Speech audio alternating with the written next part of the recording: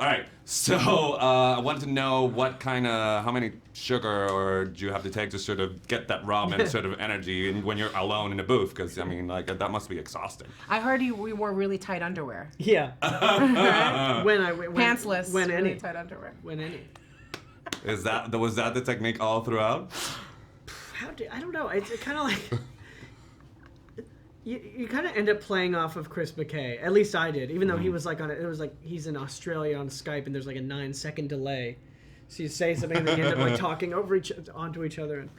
But yeah, I mean, you just like it normally would take an hour or two to kind of ramp up into the mood, and then you just feel it. You know, you kind of like. So that's why the film took 4 years to get made.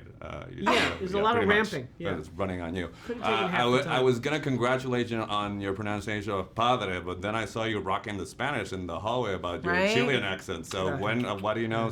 When did you learn Spanish? What do you know? I studied Spanish a few years ago. Ah. Yeah, I had nothing to do, and I was like, well, yeah, I might as well nothing to do. Devote my energy to that. Why not? I like it. I studied at Berlitz in Pasadena. Pasadena. With Angela Salgado, una profesora increíble. That's muy bien. awesome. Profesora, hola Angela. Okay. Well, favorite word in So Spanish. he's gonna do the movie. He's gonna dub it. Dub it in Spanish. He's gonna dub it himself. Yeah. What's your favorite word in Spanish? Sí. See? Oh, come on. Trotadora. There we go. You can roll your R's. I'm really impressed by that. I like conejo. Conejo? Why? That was like because and my family very religious, and so like you want to like curse, but they didn't want to do any curse words. And conejo is bunny rabbit. It's just bunny.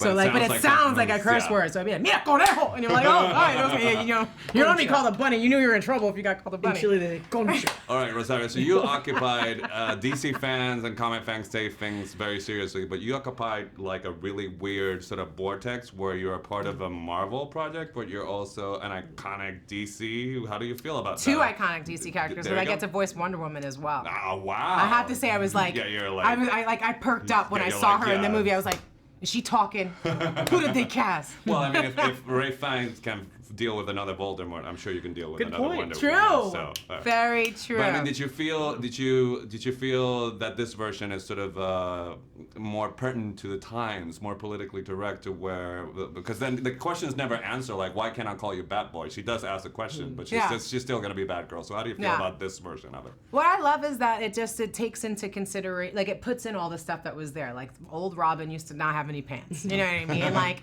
she was called, there's a Batwoman, but she was called Batgirl. You know what I mean? And it's like Batwoman? Different characters. Different lady. Yeah, totally different lady. But so it's like, it's that kind of thing with this one where it's like, how do you get around that? Because we are a different culture than when these characters were first created. Yeah. You know what I mean? And so it was just a different time, different moment. She was younger when it first started. She was the daughter of the commissioner, so it made sense. But now it's like a new version of it, and she's a woman, and it's a new thing. And so it's like, okay, that's not going to work, but how do we make it work? And so it's great that he just kind of goes, can I call you Batgirl? Can I call you Batboy? And we leave it at that. We know she's Batgirl, but it's never like, that it has to be that dynamic of like it being that she's submissive or that he's better than like it just kind of is more like it feels like an acknowledgement of like what was, but it's a whole other play of it, and it's nice that we can do that. Like we can nod to. It's not like they ignored it and pretended it didn't exist. We just played with it, which was more fun. All right, Michael. Before they turn out the lights, I need you to roll your R's one more time and say Puerto Rico. Puerto Rico. Puerto And that's it. Rico. Right. Nice. A mí me encanta Puerto Rico. Muy bien.